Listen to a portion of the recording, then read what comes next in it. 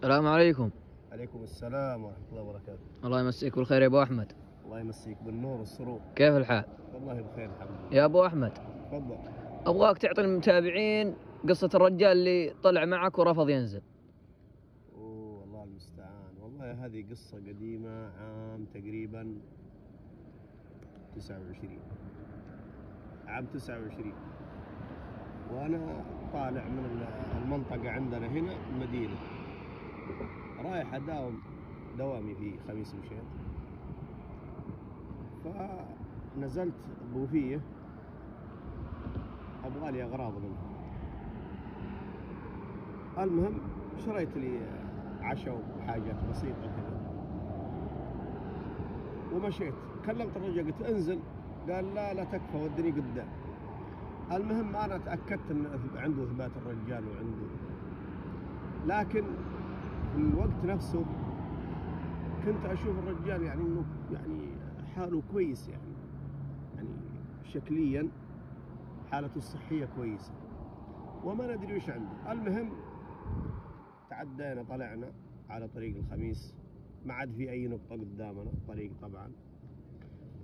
المهم وقفت في مدينة بعد صبية، حاولت الرجال ينزل، رفض ما ينزل، قال قدام، احاول فيه قال قدام.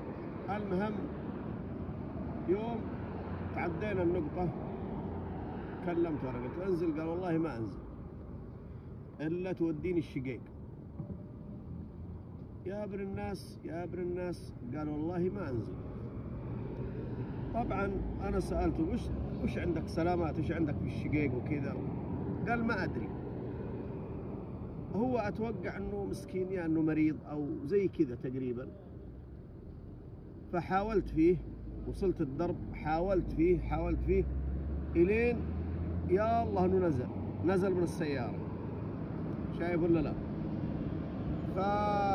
يعني صراحة اخذتها درس، لا توقف لأحد وانت تمشي في الطريق، لا توقف لأحد مرة مهما كان، إلا إن كان شخص تعرفه وتثق فيه. سبحان الله الزمن هذا ما يأمن، يمكن تحصل واحد يركب معك عنده مشكلة ولا مختل عقليا ولا الله لا يقدر عنده المشاكل هذه، وتصير أنت معه في الأمور هذه، حتى لو كنت بريء، حتى لو كان يحمل بطاقة. لكن لا، نصيحة، لا توقف لأحد إلا إن كان تعرفه شخصيا. ليش؟ لأنك والله تعرف الرجال ذا وعارف وش اللي عنده وش اللي عليه وش اللي له وش اللي، لكن إنك توقف لواحد كذا في الطريق لا، إلا في حاجة، يعني حالة إذا شفت سيارة وفيها عائلة مثلا متعطلين ولا شيء، إمكانك يعني تقدر تخدمهم، شايف ولا لا؟ فممكن، لكن إنسان واقف على الطريق يأشر، خاصة اللي في الليل يجونك على طريق مظلم ويأشر، هذا ابتعد منه. وإذا شفت دورية ولا شيء بلغ عنه الجهات المعنية، أقول في محل في أحد الناس الأشخاص في مكان كذا كذا، خلك متعاون معه.